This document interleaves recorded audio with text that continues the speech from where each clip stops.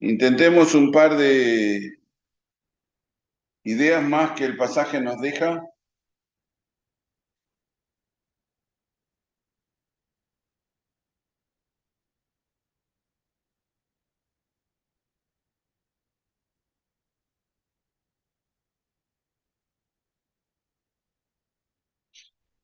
Y intentemos comprender lo que está pasando y en qué manera esto que el Espíritu Santo guardó para nosotros ah, viene a darnos no solamente conocimiento, que ya sería importante, sino un aliento para nuestra vida. La palabra debe alentarnos a pesar de la verdad, a veces dolorosa. El Espíritu Santo intenta alentarnos. Debemos encontrar aliento en la palabra de Dios cuando vamos a ella. Hay una situación, como dijimos al principio, Jesús está por el templo, lo rodean estos judíos y le preguntan a Jesús, ¿hasta cuándo nos turbaréis el alma? Verso 24. Y le piden que si él era el Mesías, que lo confesara abiertamente. De hecho, para nosotros, el momento histórico de los milagros de Jesús no cambia para nada el hecho, para nada. Y ahora vamos a intentar entenderlo. Pero no hay ningún cambio para nosotros haber visto a Jesús en carne o no. Porque haber visto en carne a Jesús es condenatorio. Todas las personas que vieron a Jesús y no le creyeron están condenadas.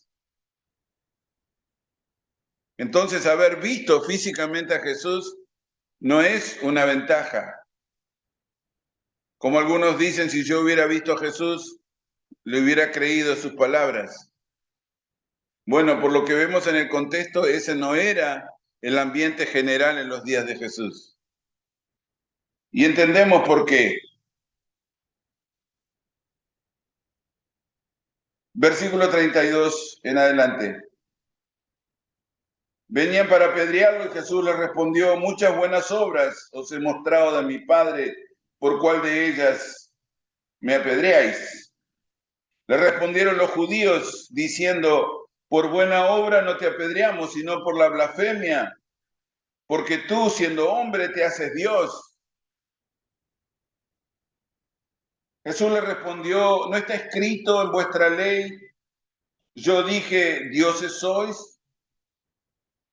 Si llamó dioses a aquellos a quienes vino la palabra de Dios, y la escritura no puede ser quebrantada. Al que el Padre santificó y envió al mundo, vosotros decís, tú blasfemas porque dije, hijo de Dios soy. Si no hago las obras de mi Padre, no me creáis. Mas si las hago, aunque no me creáis a mí, creed a las obras, para que conozcáis y veáis que el Padre está en mí y yo en el Padre. Procuraban otra vez prenderle, pero él se escapó de sus manos y se fue de nuevo al otro lado del Jordán, al lugar donde primero había estado bautizando a Juan y se quedó allí. Y muchos venían a él y decían, Juan, a la verdad, ninguna señal hizo. Pero todo lo que Juan dijo de este era verdad. Y muchos creyeron en él allí. Juan está comentando al evento a una distancia histórica muy considerable. Recuerden que el Evangelio de Juan fue el último evangelio en ser presentado a la cristiandad de sus días. Jesús había partido hacía 40 años, por lo menos antes que Juan, guiado por el Espíritu Santo de Dios, escribiera el Evangelio. Por lo tanto, él había pensado mucho en esa circunstancia y había meditado sobre lo que estaba pasando con el Señor Jesucristo. Ahora, como les dije esta mañana, tenemos un cuadro del cual no podemos salir. Jesús no está discutiendo con el mundo, Jesús está discutiendo con los judíos. Por lo tanto, al discutir con los judíos,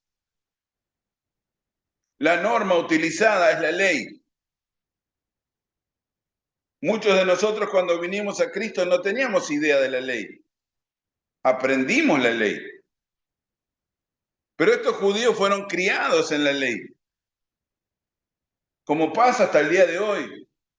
Los judíos son criados básicamente en la ley. La religión de ellos es la ley. Por lo tanto, tienen una ventaja que nosotros no tenemos como gentiles. Nosotros venimos a aprender la ley y a entender lo que la ley significa. Ellos crecen en la ley. Por lo tanto, para poder sacar lo que el Espíritu Santo dejó en este lugar, necesito entender que, primero, número uno, el nacimiento en la ley no asegura el estado espiritual de nadie. El crecimiento en la ley no asegura el estado espiritual de nadie.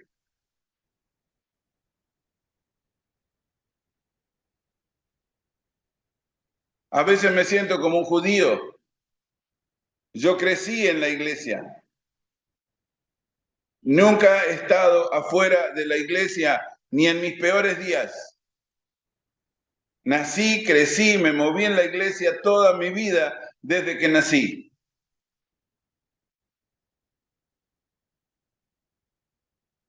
Nunca he estado fuera de la iglesia.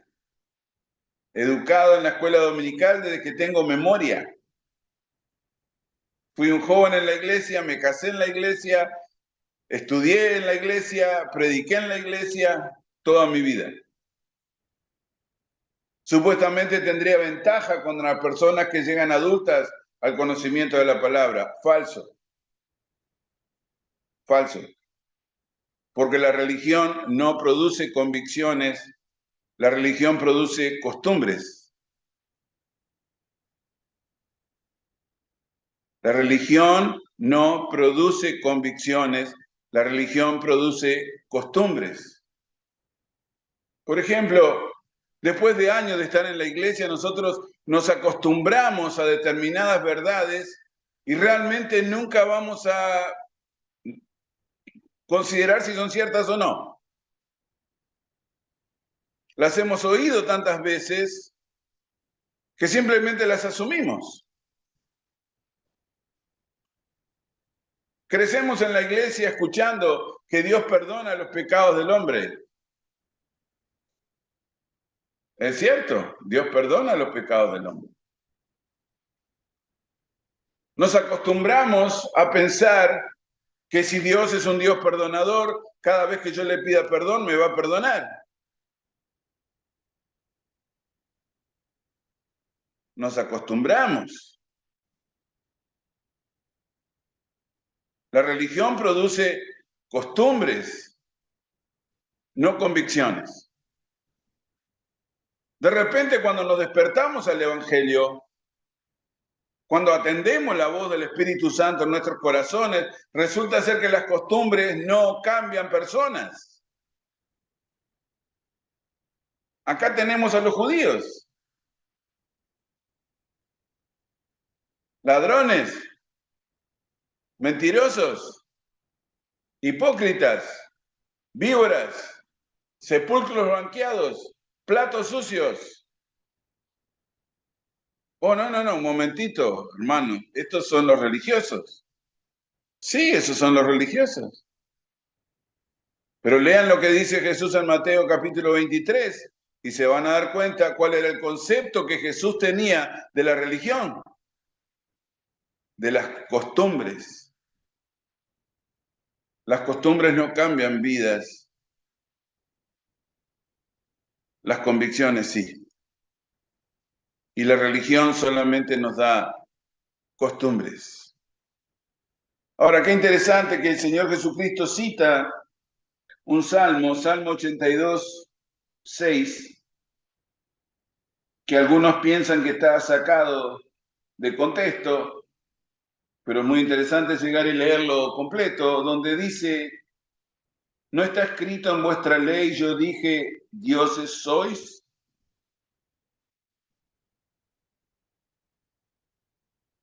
Porque el Salmo entiende que la simiente de una persona le da su razón de existencia.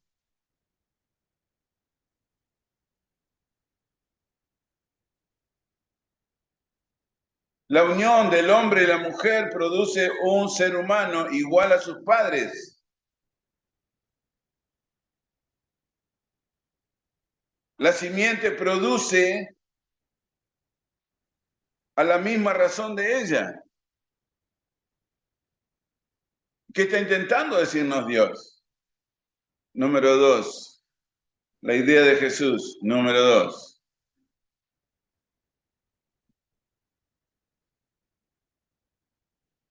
y no hay ninguna controversia, ¿eh?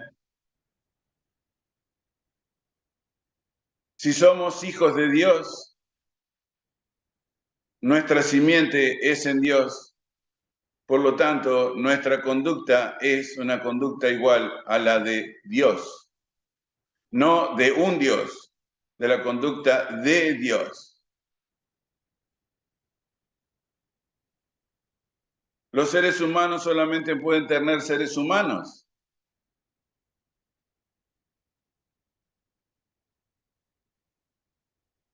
Es como si una madre y un padre no le pueden decir a su hijo un ser humano. ¿Qué es? Si salió de un par de seres humanos, ¿qué es entonces? ¿Qué son tus hijos? ¿No son seres humanos? No, mis hijos son seres humanos. ¿Cómo sabes que son seres humanos? Tienen mi simiente. Y no solamente en su forma física, sino en su actuar, en su entendimiento, en su capacidad para decidir por conciencia. Son seres humanos.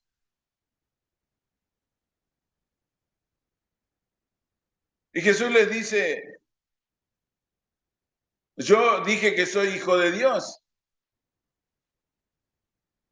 porque soy nacido del Espíritu. Nuestro nacimiento en la conversión nos convierte finalmente en seres espirituales. ¿Recuerdan la comprensión del apóstol Pablo de esto? Hay seres espirituales y seres naturales.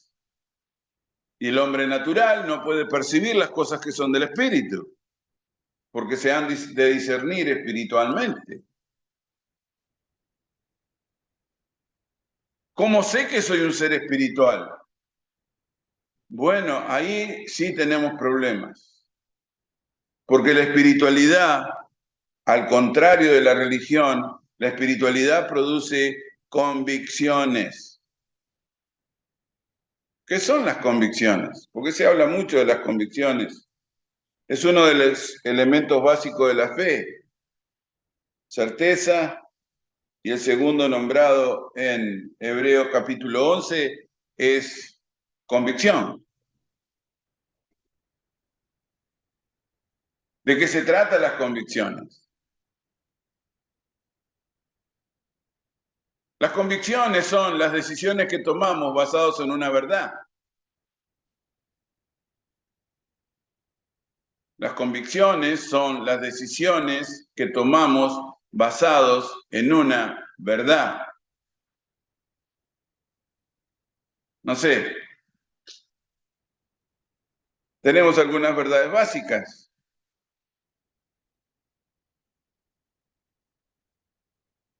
Los que han tenido hijos, una madre mira a un hombre de 30 años que hace 30 años estaba en su vientre. ¿Sí? ¿Les pasa a las madres eso?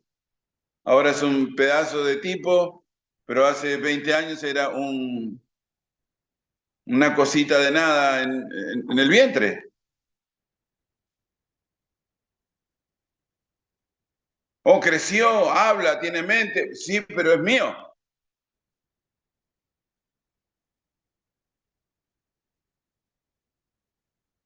¿Cómo se va a cambiar esa verdad? ¿Cuándo va a cambiar la verdad de que ves esa muchacha o ese hombre y decís, no, eso no es mi hijo? No, eso es tu hijo. La convicción está basada en una decisión que se asienta en una verdad. Y no hay manera de cambiarla. Las convicciones no se cambian. Las costumbres se cambian, pero las convicciones no se pueden cambiar. Cuando una persona decide seguir a Cristo y decide que esa es su simiente espiritual, ¿cómo va a cambiarlo? No estamos hablando de acostumbrarnos a Cristo, estamos hablando de decidir por esa verdad o no.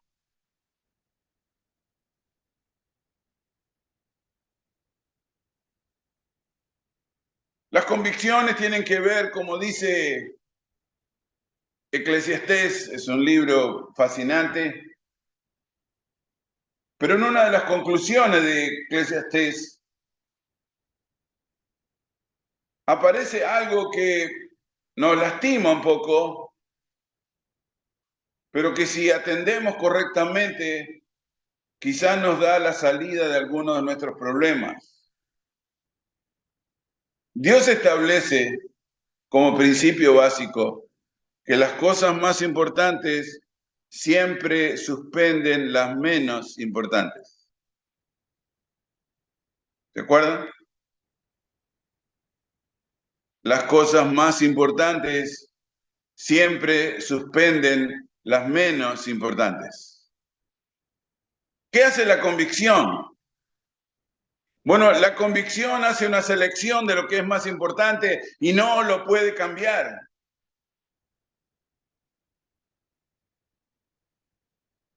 No es una costumbre, es una verdad que no puedo cambiar. Las verdades no se pueden cambiar.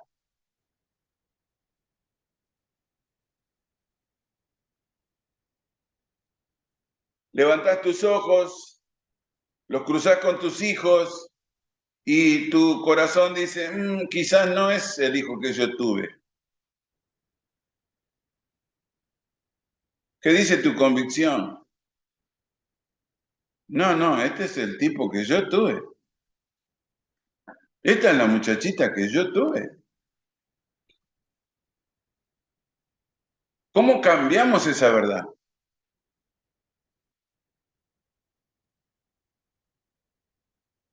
¿Qué poder tendría que haber para cambiar esa verdad?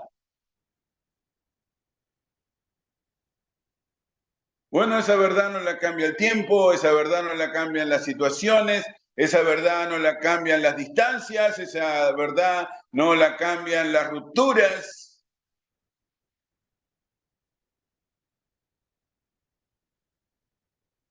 Tenés algo clavado en el pecho, es una convicción. Y cuando pensás en tus hijos, pensás cómo decidir mejor para ellos, aunque ellos no lo entiendan. Pero no lo haces por costumbre, lo haces por convicción.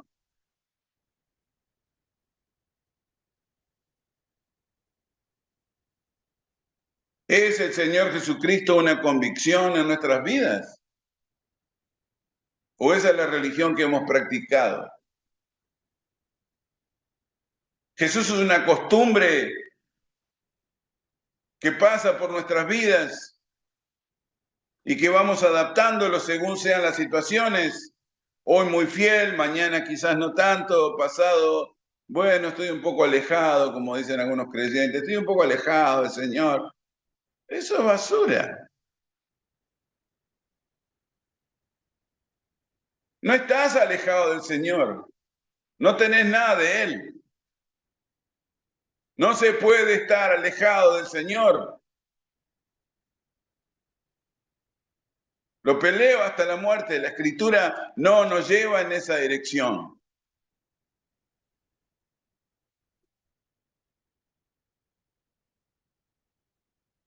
¿El Señor es la convicción que mueve mi alma en esta hora o no lo es? Para muchos creyentes, si ustedes ven con claridad, la iglesia se convierte en una costumbre. Y las costumbres pueden cambiar. Las costumbres están sujetas a las situaciones. Las convicciones no. El Señor es lo más importante de mi vida y se queda así. No hay nada que va a pasar en mi vida que cambie esa realidad. Bueno, Satanás probó, ¿no? Como lo podemos leer perfectamente en el libro de Job. Probemos. La muerte de tus hijos,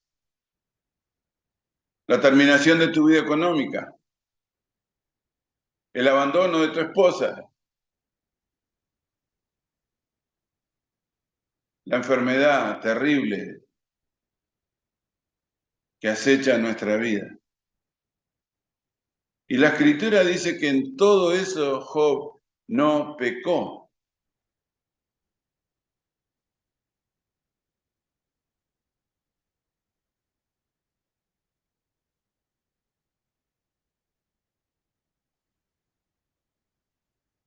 ¿De qué está hablando Jesús a los judíos? De que ni siquiera entendían la Escritura. Cualquier persona que su convicción es la presencia de Dios es hijo de Dios. Así dice el Salmo. Anótenlo por ahí, lo leen tranquilo, Salmo 82.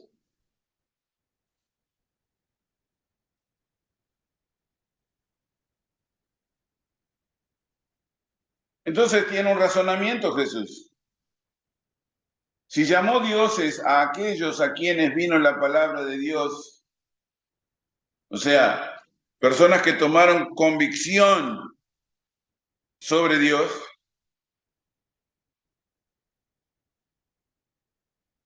recuerdan la palabra convicción, ¿verdad?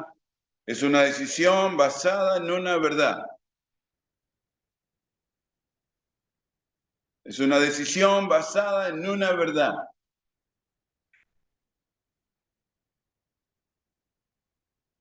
Si la convicción de estos hombres fue aceptar la verdad de Dios como el sendero de su vida, y la palabra no puede ser quebrantada, nos dice Jesús.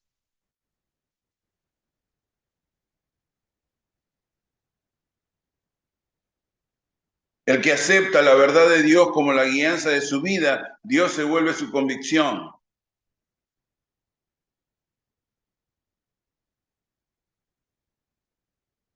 Quizás no entendemos muy claramente cuando el Señor Jesucristo dice que Él es la verdad. ¿Recuerdan? El camino, la vida. El Señor Jesucristo necesita volverse nuestra convicción.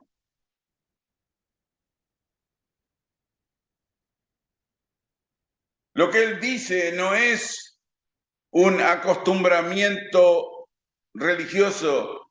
Él está hablando de las verdades que conducen tu alma.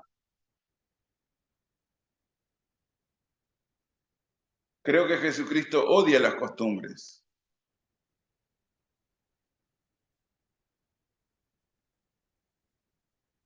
Les dice a los fariseos, ustedes ensanchan los flecos de sus mantos y aman el orar en las fiestas y delante de la gente para que la gente los alabe.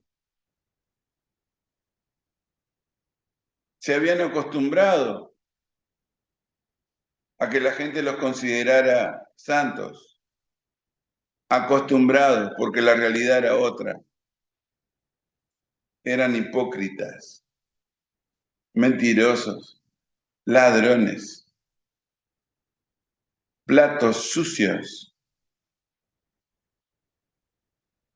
sepulcros blanqueados.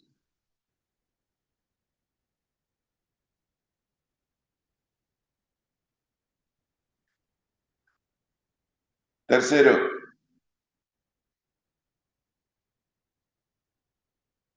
¿cómo puede ser una blasfemia? ¿Cómo puede ser una blasfemia? Una verdadera escritura.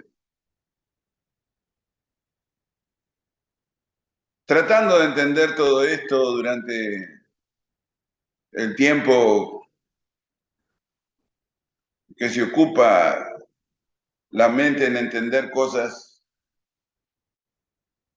de repente se prende una luz por adentro.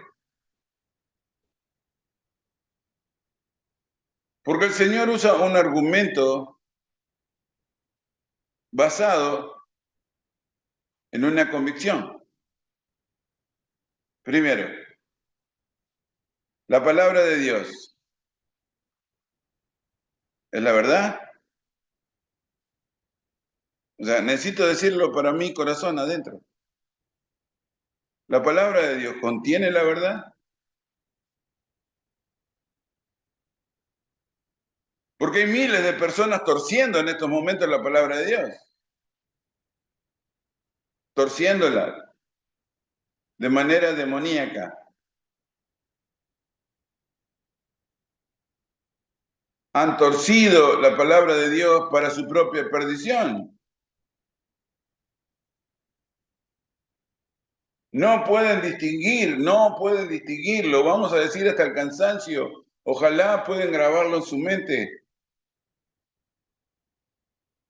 Nuestro problema principal es que nuestras instituciones no quieren distinguir pecado de blasfemia. Según estas personas que estaban ahí, judíos todos, querían apedrearlo. Pero el Señor tiene un argumento basado en una convicción. ¿La palabra de Dios puede ser quebrantada?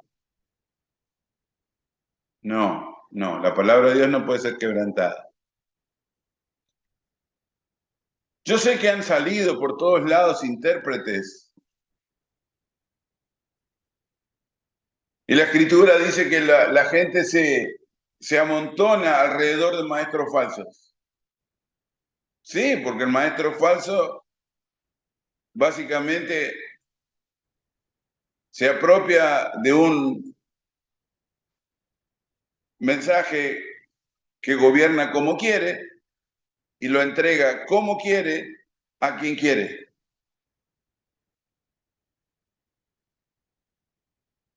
¿Dónde está en la Escritura que el hombre puede darle palabra de profecía a otro? Porque Dios se lo ordena. ¿Cuál Dios? Porque el de la Escritura no. Esa es una práctica a la cual la iglesia se ha acostumbrado, que no tiene asiento bíblico.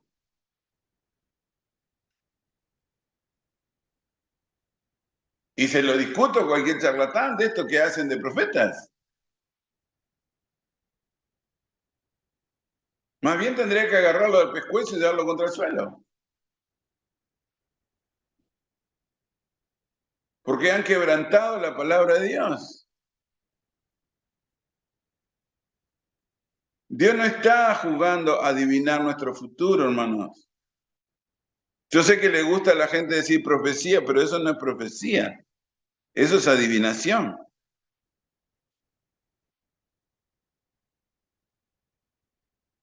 ¿Por qué? Porque Dios no maneja las decisiones del hombre. Es el hombre que maneja sus decisiones. La profecía solamente marca el destino del mal, porque el mal está condenado. ¿Qué es Apocalipsis? Apocalipsis nos muestra cómo el mal se manifiesta y cuál es su destino. ¿Por qué Dios hace esto con el mal? Bueno, bastante sencilla. El Espíritu Santo, a través de la verdad de Jesús, nos dice que Satanás ya ha sido condenado. Dios conoce perfectamente las decisiones y el destino del mal. Las bestias, el anticristo, el falso profeta, los demonios en forma de ranas, las pestes. Dios sabe el destino del mal porque el mal está condenado. Es una historia terminada.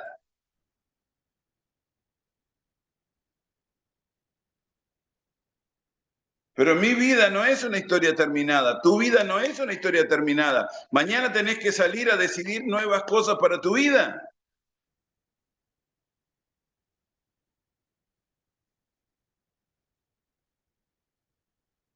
¿Podríamos salir mañana y decidir no seguir lo que el Señor quiere para nuestra vida? Sí, seguro que sí podemos. ¿Y cómo Dios va a intervenir? No va a intervenir.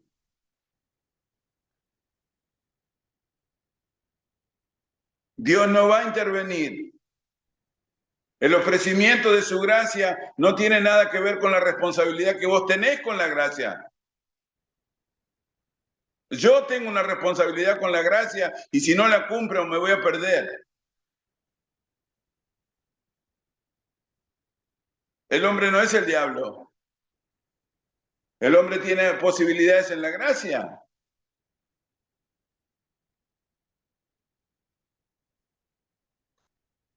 Por lo tanto, los juegos de adivinación no funcionan. Son mentiras. El diablo da espíritu de adivinación.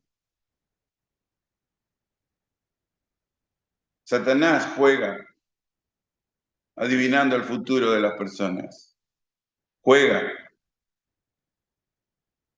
no es capaz de determinar. Puede tentarnos, pero el hombre puede resistir la tentación.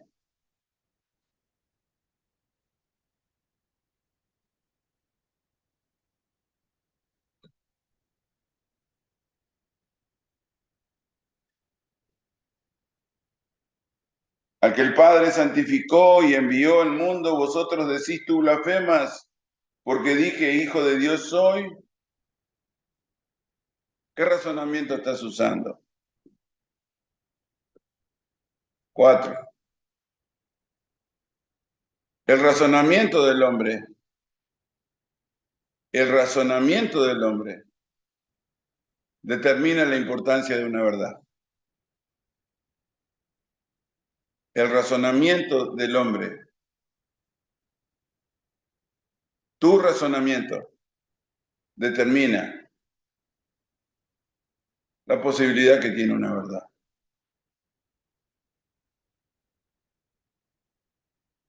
Por trágico que parezca, Dios no va a cambiar eso. Acá tenemos a Jesús intentando que los judíos razonen. Intenta que ellos razonen, como está intentando que nosotros razonemos.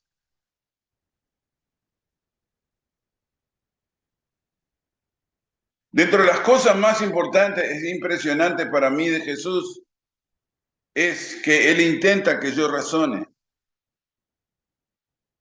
¿Por qué no me puedo llamar hijo de Dios si yo he aceptado que Él sea mi Padre?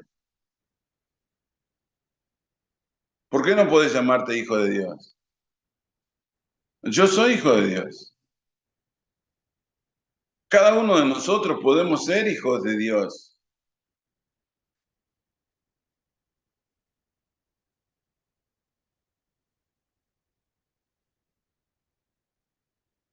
¿Poder respetar en temor que Dios sea tu Padre? Sí, puedo hacerlo.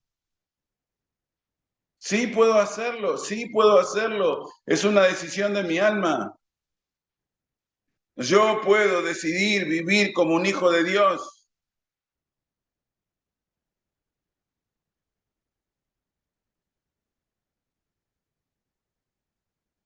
A todos los que le recibieron a Jesús, a los que creen en su nombre, les dio potestad de ser llamados hijos de Dios. Juan 1:12. Léanlo, está escrito. No es una invención, está escrito, está revelado. A todos los que creen en su nombre, les dio potestad de ser llamados hijos de Dios. No es una blasfemia decir que somos hijos de Dios.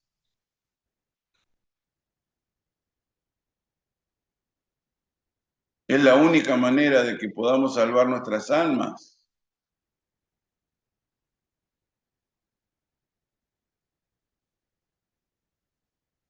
¿Cuál es nuestra oportunidad esta tarde de salvarnos? Tenemos una sola: ser hijos de Dios. Tenemos una sola chance: volvernos dioses, dice el Salmo 82. ¿Por qué utiliza el término dioses? Que para muchos es bastante confuso.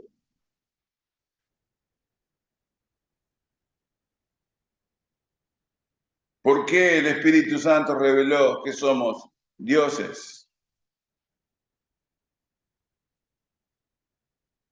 Porque el hombre nacido del Espíritu, el hombre nacido del Espíritu de Dios, puede razonar como Dios. El apóstol dice que nosotros tenemos la mente de Cristo. No, no es posible. No, no, no, algo está mal acá. No, no hay nada que está mal. No hay nada que está mal. ¿Por qué Satanás está destruyendo nuestras familias? ¿Saben por qué Dios está destruyendo nuestras familias? Porque nuestros hijos deberían ser herederos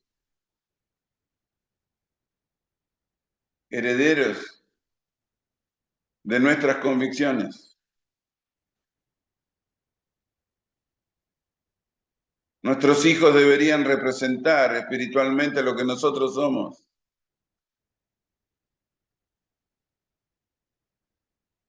Y Satanás nos ha dividido a través del pecado. Satanás nos ha golpeado a través del error.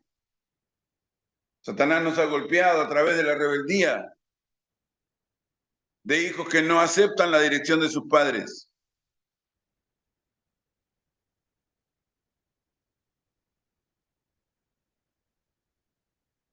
¿Cómo está la familia en estos días? No sé la de ustedes, yo sé la mía. Totalmente destruida. Años que no veo a mis hermanos. Años. ¿Por qué no podemos estar juntos? Aparentemente nacimos de la misma madre. Pero Satanás no cree en la familia.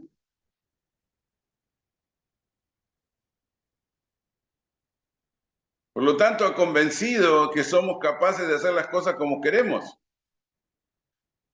Y que cada quien tiene el derecho de hacer con su vida como se le antoje. Pero como se le antoje incluye la destrucción. Bueno, parece que sí. Vivir como se le antoje incluye la destrucción. Es para llorar. Es para llorar.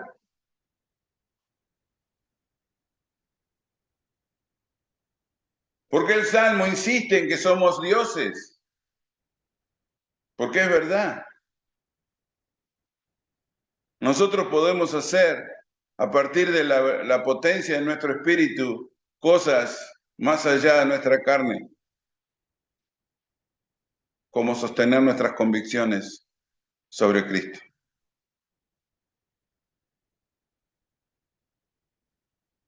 Cada vez hay menos personas Y cada vez serán menos las personas que van a aceptar la realidad de que tienen una potencia espiritual suficientemente poderosa para vivir en las convicciones de Jesús. Ni siquiera los creyentes lo creen. Los creyentes dicen que son humanos y débiles, incapaces, y la Escritura dice que somos hijos de Dios.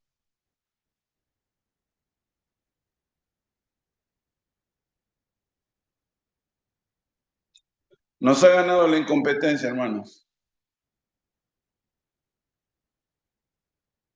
Por triste que suene, nos ha ganado la incompetencia. Nos ha ganado la infidelidad, nos han ganado las costumbres.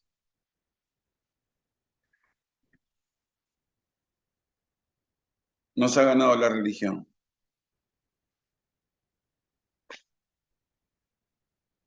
Los creyentes de nuestros días no tienen convicciones. Tanto les da estar como no estar, orar como no orar, estudiar la escritura como no estudiarla, guardar el día del Señor como no guardarlo, no importa. Todo es lamentablemente un juego de situaciones.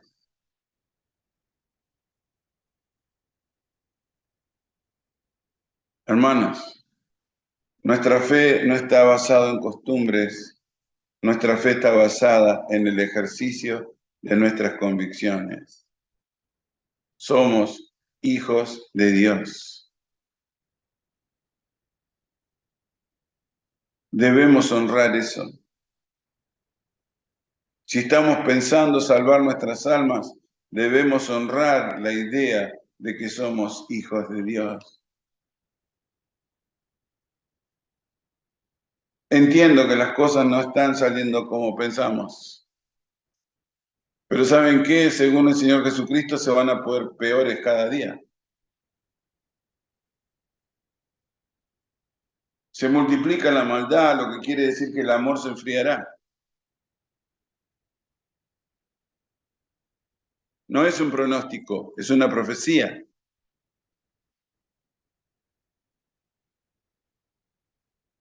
Se multiplica la maldad y el amor comienza a desaparecer. En nuestra sociedad el amor es un lujo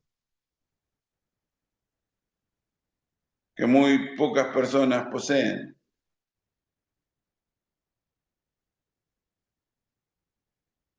Llegamos a la conclusión que casi no es posible amar.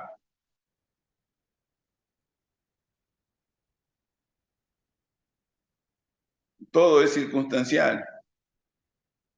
Si la pareja funciona, seguimos, si no funciona, lo tiramos a la basura. Empezamos otra.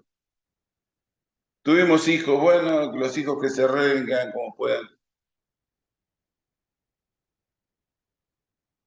Se traicionan los hermanos, se traicionan los padres, se abandonan los niños.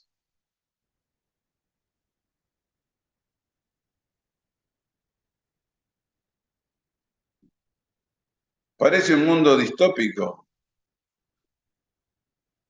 pero en realidad lo que faltan son hijos de Dios. Y cada vez hay menos. Y el pronunciamiento de la palabra es que si Cristo no volviera, no queda absolutamente nada para rescatar.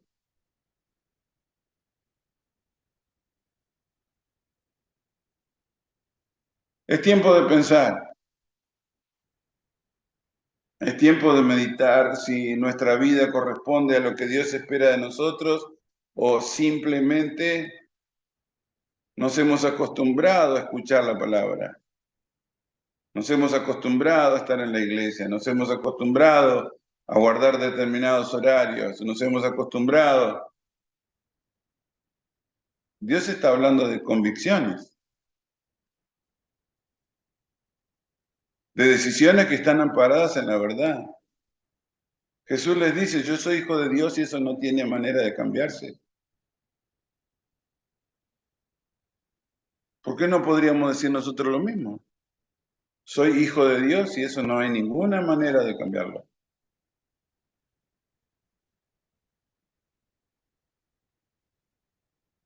Porque Dios me dio la potestad de ser llamado su hijo.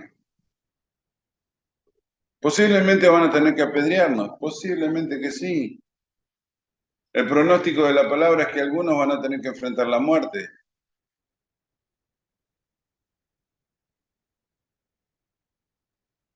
Pero ¿quién me va a sacar de la cabeza? ¿Quién va a sacar de mi corazón? ¿Quién va a sacar de mi alma que soy hijo de Dios? ¿La pobreza? ¿La falta de cosas? ¿El hambre? ¿La desnudez? ¿El peligro? ¿La espada? Ya está escrito. Romanos capítulo 8. Ya está escrito. ¿Quién me separará del amor de Dios? ¿Tribulación? ¿Hambre? ¿Peligro? ¿Espada? ¿Desnudez?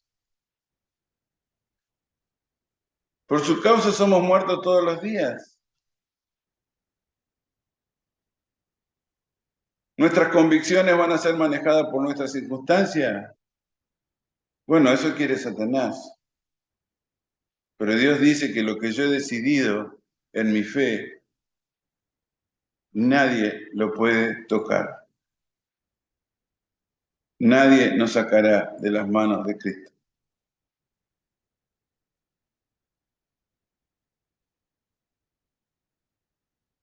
Vamos a orar. Padre, te rogamos, especialmente en esta tarde, que nos permitas razonar junto con nuestro Salvador. Hubo un momento que el mundo intentó apedrear a Jesús porque decidió llamarse tu hijo.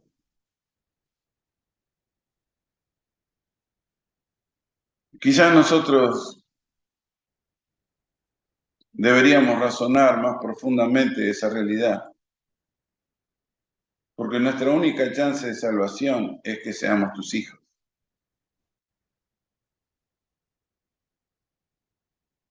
Permítenos, Señor, en esta noche entender, por sobre todas las cosas, entender que nuestra única posibilidad de salvar el juicio es ser tus hijos hoy. Hombres y mujeres que aceptan las convicciones de Cristo. Bendice, Señor, cada uno de mis hermanos aquí esta noche. Que sea, Señor, tu palabra guiándonos, alumbrando nuestro camino. Te rogamos, Señor, que te quedes con nosotros. Que tu Espíritu Santo, Señor, sea fiel para recordarnos a Jesucristo día tras día. En su nombre oramos, en el nombre de nuestro Señor Jesucristo. Amén.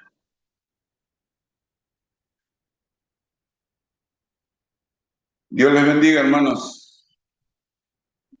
Una semana más. Dios quiera que podamos mantenernos andando como hijos. Dios les bendiga. Pasen una buena semana.